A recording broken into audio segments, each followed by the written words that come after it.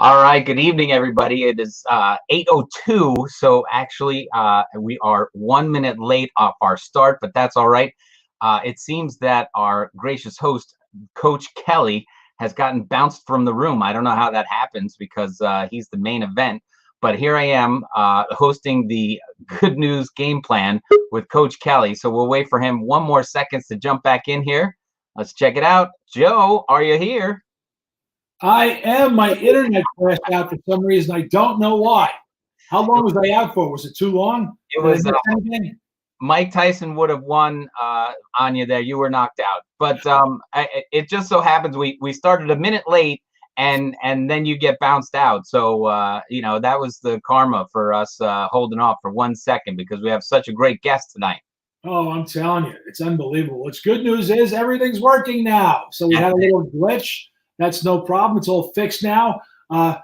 Tim, what is good news that's going on in your world? You said in our early discussion that you are prepared with much good news because this is the news, the show about good news and only good news. So, Tim, give me some good news. I have some good news, but I'm going to ask for your good news first. Well, my good news is that, and I don't go out a lot, but I went out twice last week. And I got to eat out twice last week, which since this whole thing started, I've probably gone out to eat in a total 4 times. Twice was last week, once with a friend and once with my wife, and two Greenwich restaurants, the steakhouse, the Blackstone Steakhouse, and the Elm Street Oyster House, which is now closed for renovations, which is a good thing. They're very excited to close after 26 years to renovate that place, which is back in the day, I used to bartend there, so I had to go on their last night open. So I was very excited to go out twice last week. Good news. And the restaurants were open, so we got a seat, we got in, we had fun. It was great. Well, that is good news. I'm afraid that the exciting, fabulous snowstorm that's on its way will have some sort of effect on eating outside. I don't know if they're going to be creative enough to figure out a way of eating outside in the snow, but that would be cool. But I'm so looking forward to the snowstorm. I get very excited about snowstorms. I think they're really cool. If it gets warm afterwards and melts, that's really good. But if it sticks around for a little long, it's not as good. But snowstorms are good. But that brings up a question about what do we do during snowstorms with this remote learning feature we now have with all our schools. That's so exciting. And on that, Tim, why don't we bring in Superintendent Toni Jones, who could answer questions like that and many more. Let's bring her into the show. Hello, Toni. How are you doing? Glad to be here. There you go. We didn't hear you at first. Now we hear you. So you're happy to be here. That's good. And that's good news. So, Toni, one of the things we try to do when the guests come, because we used to have interns on the show. And for some reason, lately we've been having a problem getting an intern, even though we had an intern contest to try to bring interns into the show. That contest did not yield us one single person who has competed to try to be an intern on the show. So we ask our guests to bring in some good news or mention some good news that's going on at Greenwich. So, Toni, tell me something that's good news about Greenwich right now. I think the best news for us is that it's almost winter break and we have been in school. We're one of the few districts that have managed to, have a full return for K-8. So that's fantastic. I think most people gave us 2 or 3 weeks. So we absolutely hit it out of the park this time under your leadership of the 900 employees you have in the school system. That was just a great call. I know that the board was on board with that, and we just thought it was a great suggestion. I know I was thumbs up about that one. I thought that was going to be great, and it turned out to be absolutely fantastic. I think we're the envy of the surrounding schools. I know during the early days of a distance learning, which no longer exists, it's remote learning now, but the distance learning thing, there was a lot of critics. And they would always say, well, that other town is doing better. No, that other town is doing better. And we just can't live up to how good the other towns are. I certainly think that we've reversed that. We are now what the other towns are pointing at as far as the school system that's got it right. What do you think about that? I think you're correct. And I can't give enough kind of kudos to all of our staff, because everybody from the facilities level who have a extremely high level of cleaning to just our teachers, our paraprofessionals, everybody. They have really lifted their whole standard. And it's been phenomenal. Today I reached out to food service just to make sure if we have a snow day, are we sending home extra food, to be prepared for our kids for Thursday and maybe even Friday. And they were already forward thinking and planning for that. And that's what we've seen from our staff in Greenwich. And I think that's why it's been such a great return for us. And I'm very grateful for our staff. Well, it feels so good to be involved. I know as much as I would not love to be, I feel I'd be doing more of my duty in this pandemic if I was a frontline worker, because that's just my nature. I've been a volunteer fireman in the past. I always put my hand up to volunteer to do things. But as a global uranium broker, I sit in my office and call all around the planet, and I have no exposure or any abnormal risk with my job. So I don't have to be out there amongst the chance of catching the disease. But certainly our teachers every one of our staff, or most of our staff are. You're in the buildings, you're interacting with people. They deserve a lot of credit. I know we get the occasional email from a teacher that's concerned, but those numbers are way low. And most of the teachers, I assume, and I speak to a fair number of them. As you know, I'd worked in the school in high school for 10 years. So I have a few friends, a lot of friends in the school, and I check in every once in a while, and they're doing their duty. They're like the frontline workers. They're like the first responders. They're in that same category. They're like nurses. They're like doctors. They fall in the same category. And when this is all over, we have to make sure we thank those frontline workers, because, as I said, I am not one of them. I'm in my office and I'm at home, and I've been. It's not like home office is a new thing to me. This is something I've been doing for about 5 years anyway. So I'm not withdrawing from people. It's what I've normally done, but I'm not amongst the people, so I'm not at risk. I don't have the same stress level that others do, so I have to give them a lot of credit for that. So, but also to you, Toni, let's give some credit to you. I have not worked with a super before, but you certainly seem to be a super, which I think is kind of cool. We went into this thing. I think we started about the same time. Maybe you started a month earlier or something like that. You're here about year and 2 or 3 months, year and 3 months, something like that. I started, my official start date was July of 2016, July 1. July 1, okay, in 2019. 16, wait, 19, yes. Yeah. We're here a long time. I thought we had 2019, and so you've been here a tad longer than I have, but holy smokes, I'm trying to get used to what the presiding over a district or a school district is like, and you're getting used to a brand new community and a brand new district. All of a sudden we get slammed over the head with a pandemic, and there's no guidebook to go to. There's no experience we can lean into. Just watching you navigate that, being a CEO and a coach, and somebody who takes the role of leadership when the opportunity presents it or when it's needed. I could see somebody who is a solid, confident leader, and I kept seeing that in you, and I really do appreciate that. As the storm of trouble came in, the questions from the parents, the questions from the community all came in, and the board. I do have to say the board. Some were helpful, some were a little less than helpful, but there was pressure, and you handled it incredibly well. I do appreciate the way you took on a leadership role in a scenario that never happened before, when everything was turned upside down. So thanks for that COVID experience. I thought it made me feel more comfortable about the volunteer work that I'm doing with our community. So thanks for that. That was great. That was good fun. Well, not good fun, but it was certainly good to watch you every day with a smile on your face at every meeting, no matter what the pressured questions were, whatever the stress we're under, you held in there. You didn't back down. You took on all the challenges. That was great to work with. So thank you for that. That was all right. Thank you. That's very kind. Thank you.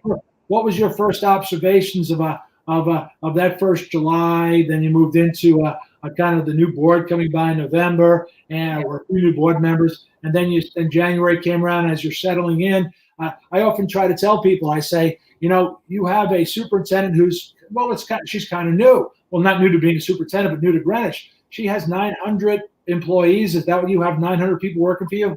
It's actually more than that. That's the teaching workforce, but it's closer to about 1,200. So we have 1,200 people working for you. You're there just, at the time these questions were asked of me, what I thought of you, you were there probably 6 months. You had 1,200 people working for you. You have what do we have, 17 buildings?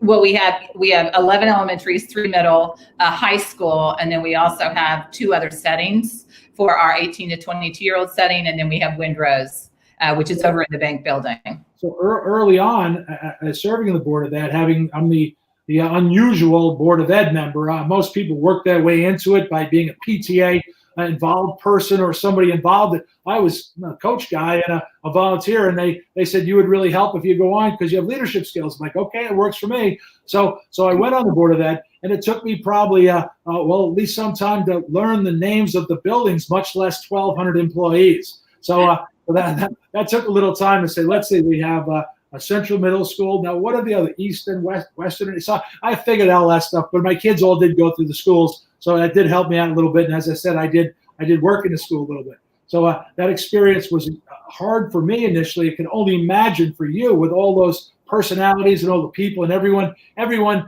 who works for you has an issue and they want to talk to you about it, and you've got to juggle that. So another a great way of moving into the job very well. But a lot of times when I have people on the show, we talk about in the board meetings the things we're talking about right now, and we appreciate when you do well. But we don't talk in the board meetings, and I don't have a chance really to talk about you, Toni Jones. Yeah.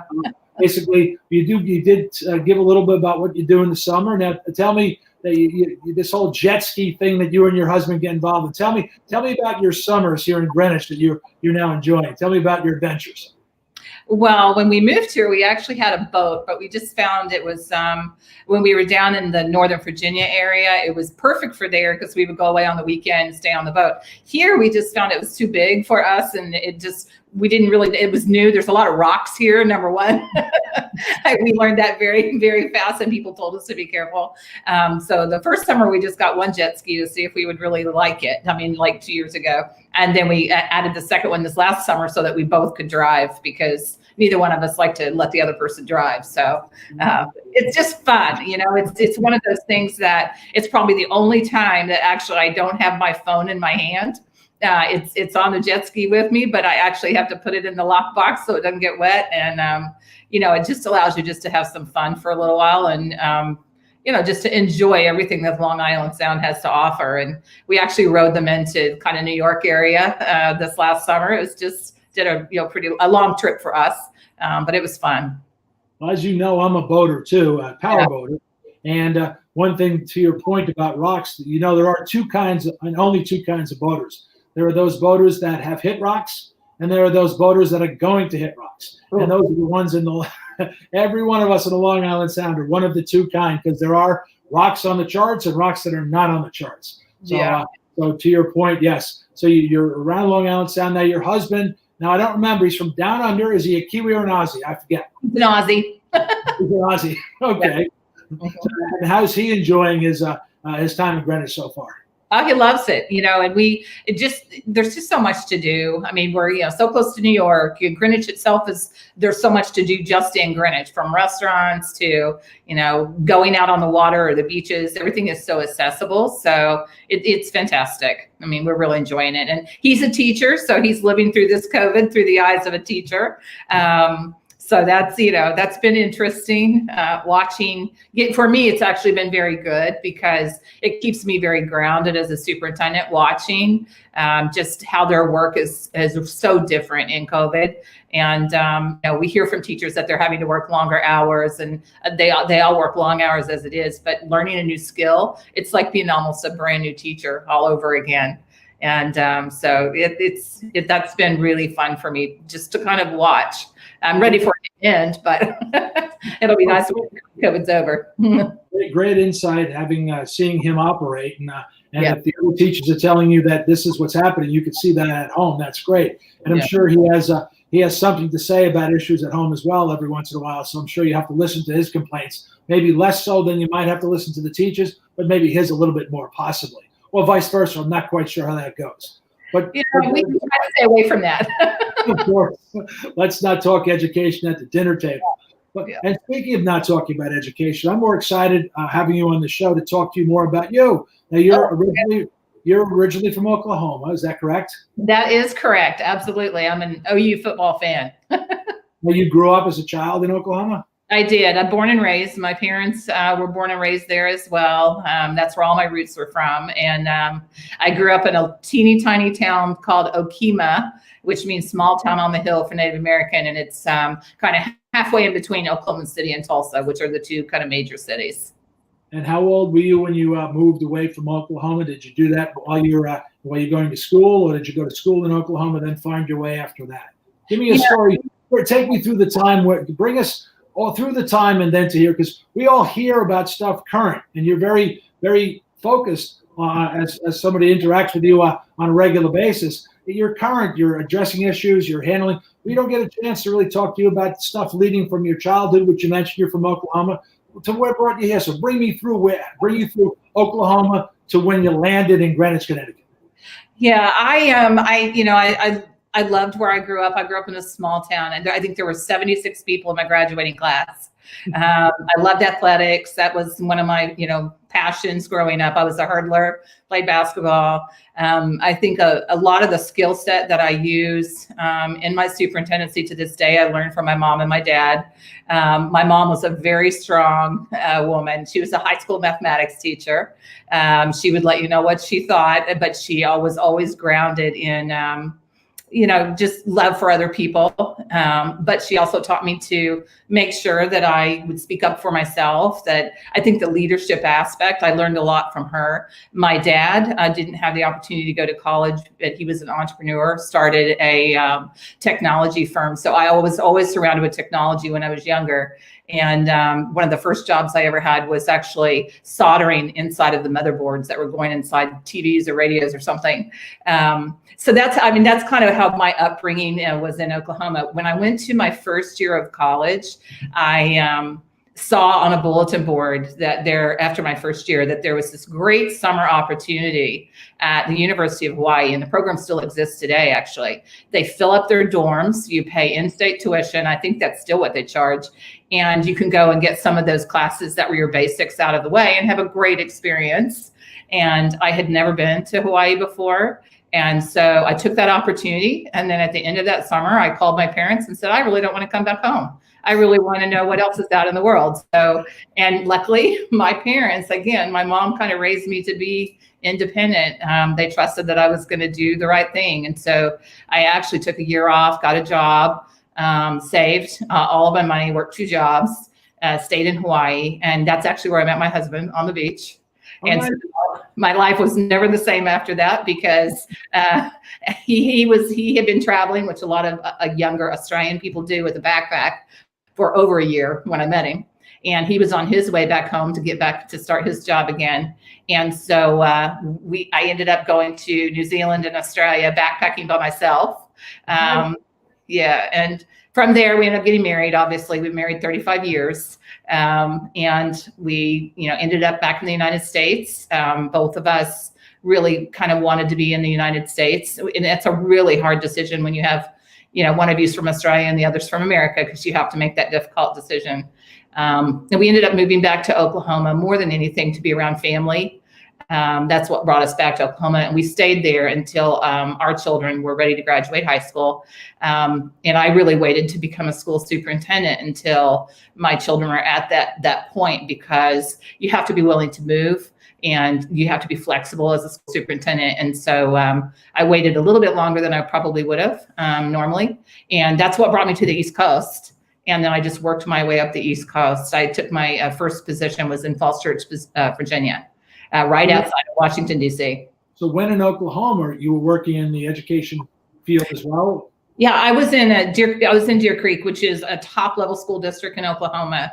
And it's right outside kind of the Oklahoma metro area. And it was, I was there for, I think it was maybe 14 years or something, but that's where I was when we moved back from Sydney. I also worked, before I came back to Oklahoma, I worked in Sydney as well. I was in Sydney, Australia.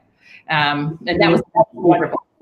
Of course. Well, that all sounds good. But then now you worked your way into what jobs do you have leading up to superintendent? What's the position underneath that you get promoted or at least given the opportunity to be superintendent?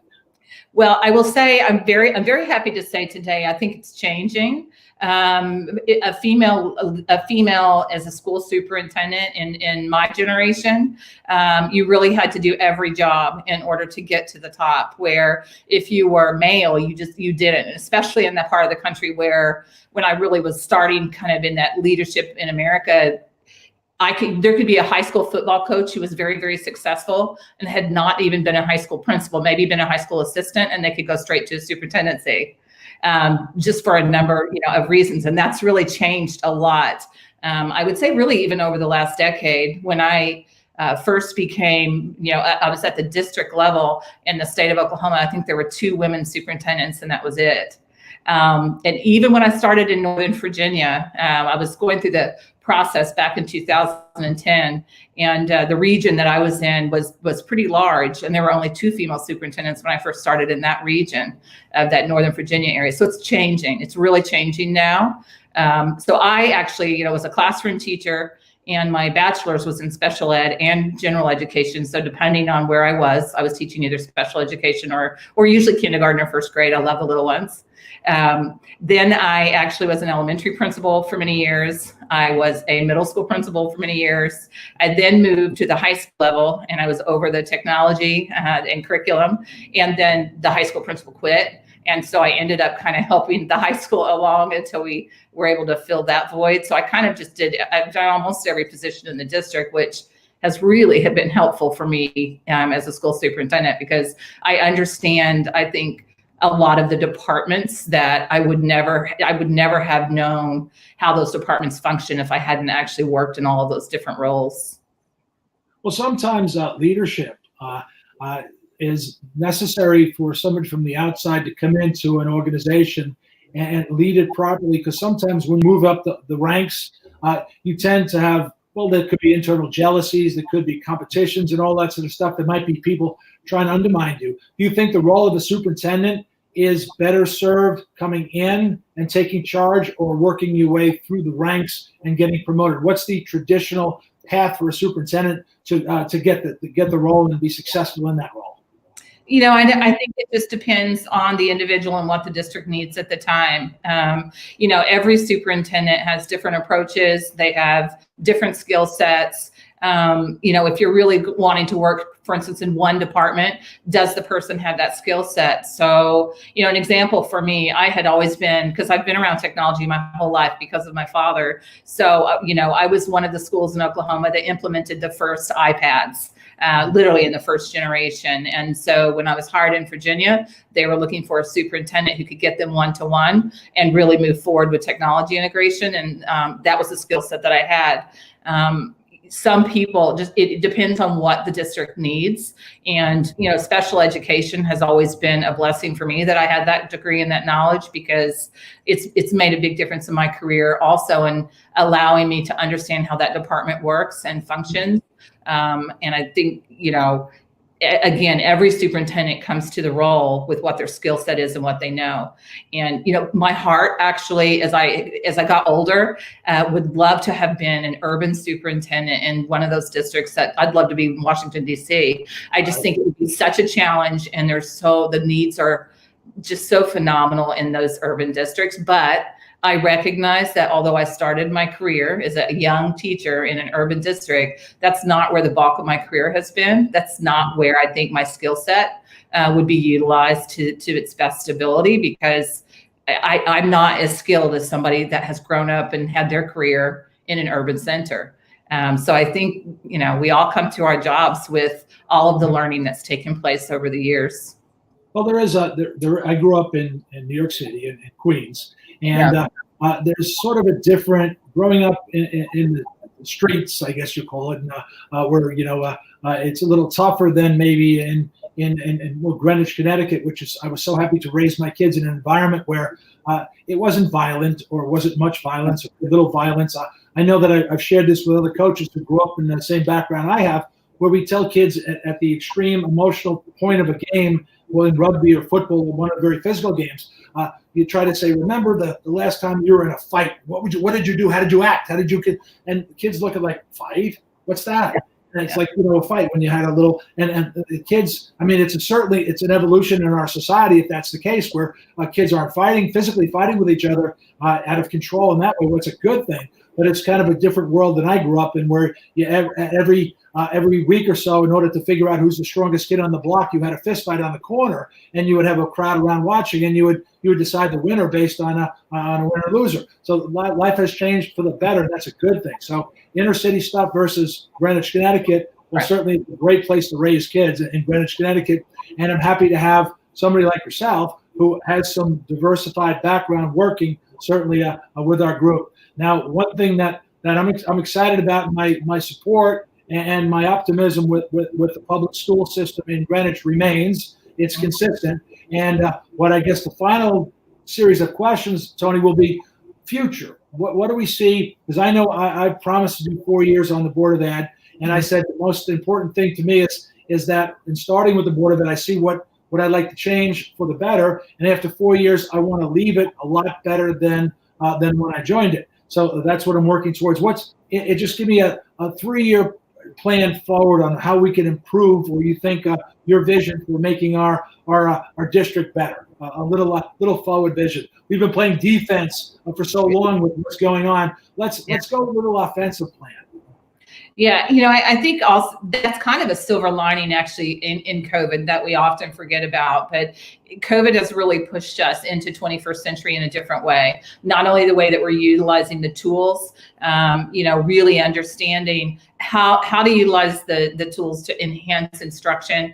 And I think when we talk about personalized learning, we're figuring components of that out right now because we had to, that really, for 20 years we've struggled with in education. And I think we have a great opportunity going forward. I also think from the social emotional aspect, your districts are much more in tune now about really how important that is. But I also think we're going to see a change just in our young people. I think we had a moment to pause, and I think that this next generation of our young people are going to appreciate family more so than ever in the past. I even see that again in my own boys.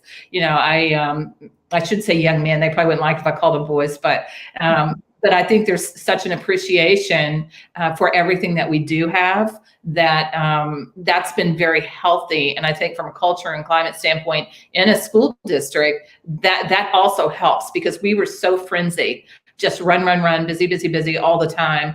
And I think now we're going to be a little bit more laser focused on what really counts. And that also makes a difference in instruction, looking at what are the standards that we've mastered. And you talk about mastery-based learning, instead of just trying to do everything for all people, what is it that children really need to know in order to close the achievement gap? And I think that's going to be a huge piece going forward. I also think we have a great opportunity in Greenwich with our special education study.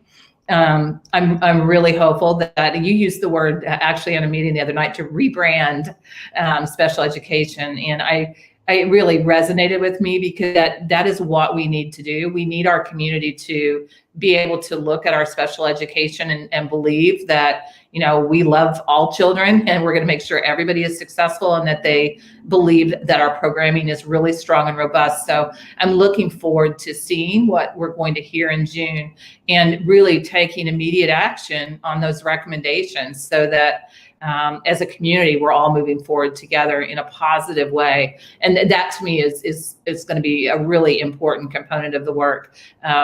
So that kind of gives you, I think, a little bit of, there's a lot to do, and I'm excited by the work. We also know that from the equity and diversity aspect, we have a consultant working with us this year about our curriculum and how we can open doors to more children as far as advanced curriculum.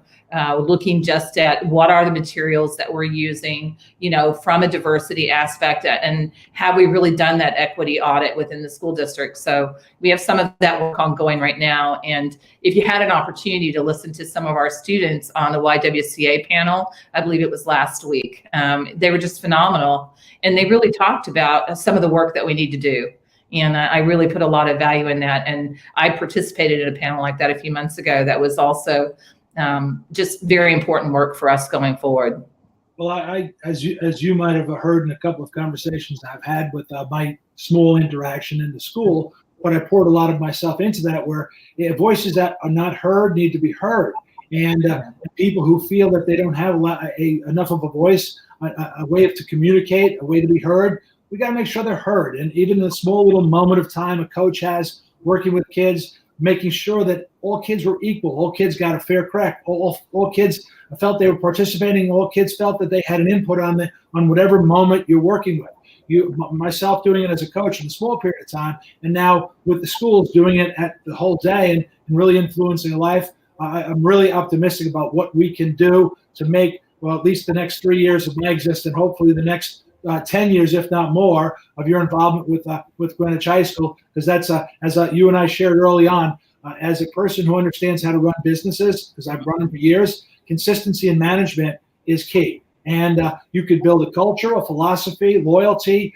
You build relationships that when you need somebody to help you with something, you could call on that help.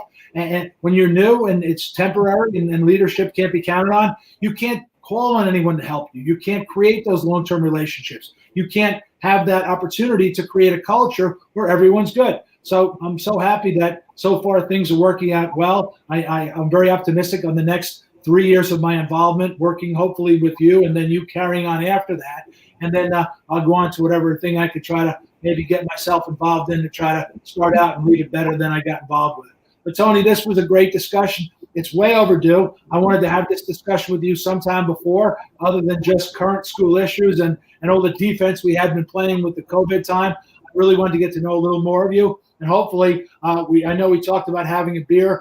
Myself, my wife Jill, you and your husband coming up soon. So we'll do that in the very near future, and maybe talk a little more about stuff. But this was great. This is the time of the show. We keep it to a half hour. At the time of the show, Tim comes in with some words of wisdom. Let's see if he's going to come in and do that again. There he is. There's Tim. What do you think, Tim? All right. Well, this was very enlightening, and thank you very much for coming on. I'm glad you did. I have 2 graduates of the system, and a high schooler and 2 in the Western Middle School. So I'm fully involved myself. So and hearing your story, I want to congratulate you on the blitz that happened when you showed up and taking the reins the way you did. And I know that you mentioned, people have different philosophies, but that's when there's a lot of chefs in the room. And I think you took over and had to make way and take care of what we have going here. So I appreciate that from a parent's view. But a couple quick personal questions just for fun, 3 of them. Since you're from out of the area, is New York pizza underrated or overrated? Oh, that's a hard question. I actually think it's great. I really do like it.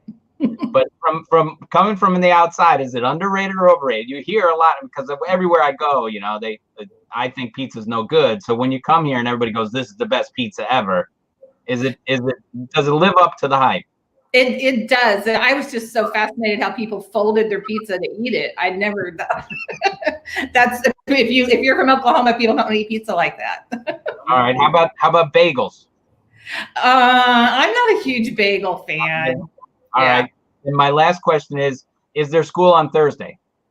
Oh, I am so hoping this is going to be the easiest snow day call ever. And I'm hoping that it will be made tomorrow night so everyone knows they get to sleep in. I can't imagine that it's not going to be a snow day. Now, I will say some districts are making their kids work remote, and I have a little different philosophy. I think they need a few snow days every now and then for joy of, just a snow day. I think so many things are abnormal right now. Why not give them a little bit of joy for a snow day? Friday could be a remote day depending on what happens, because if we really get 14, 16 inches, I'm not sure they're going to get it all cleared for Friday either. Just the word snow day when talking about school brings a smile to my face. So I agree with you. Snow day makes me feel good. I'm glad they're not going to be working, because I need them to go out and shovel my walk and do all that stuff. Otherwise, I'm going to be left here doing that. So I need them not having assignments to do. I need them to have the snow day so we can get out there and get the job done. Oh, that's great. Thank you for that. And usually one last thing I'm going to bring up, Toni, and this is for you have the opportunity, if there's some cause or something you'd like to promote, mention, say to we get about maybe 500 to 1,000 people eventually watch this, and maybe more they pass it on. I don't know, but that's usually a number somewhere around there. Is there something you want to mention, promote, speak of, a charity you're fond of, something that you just want to bring up and just bring attention to this time of year, or just because you're on this ability to broadcast something?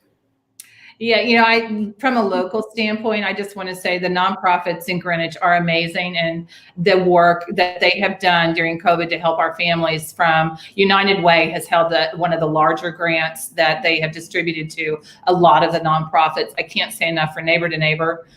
They are still, they've doubled the amount of boxes of food they're giving over the weekend. So I think when people look at, giving over this winter holiday time, look locally, because we do have families in need. And I think sometimes it's easy to forget that in Greenwich, that we have families that are still really in need.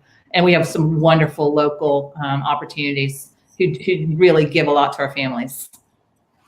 Well, Toni, that's really nice. That's good, and I hope people respond accordingly. It's the time of year for that, so let's make sure everybody jumps in and helps out. But thank you very much for being on the show, and it really was nice having a conversation, other than just restricted to school stuff, which we've had quite regularly. Which, speaking of that, we'll see you again Thursday night, and have a good night tonight. Thank you very much for joining us. Right, my pleasure. Good night. Thank you. Good night.